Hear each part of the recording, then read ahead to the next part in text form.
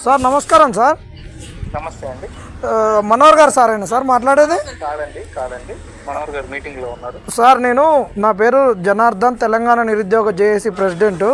ఇక్కడ ఏపీ పిల్లోళ్ళు ఇద్దరు ఇప్పుడు గ్రూప్ 2 పోస్ట్పోన్ కావట్లేదని, చైర్మన్ వినట్లేరని, సీఎం గారు చెప్పినా పట్టించుకోవట్లేదని ప్యానిక్ అయిపోయి ఇద్దరికి పల్స్ రేట్ పడిపోయి హాస్పిటల్లో జాయిన్ చేసినాం.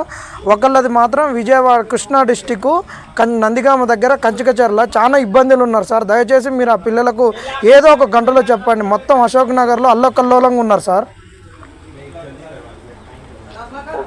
మేము తెలంగాణ పిల్లలం, పాపం వాళ్ళు మా పక్కన స్టడీ హాల్లో కూర్చొని చదువుకునేటటువంటి పిల్లలు.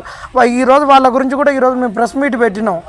ఏంది సార్ పాపం ఇంత అన్యాయమా సార్ యువకాలంలో చెప్పి?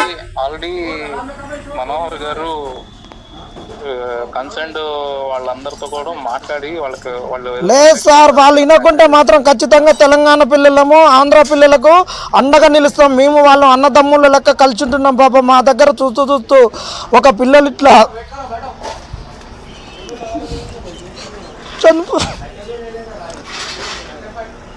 చచ్చిపోతారు సార్ పిల్లలు.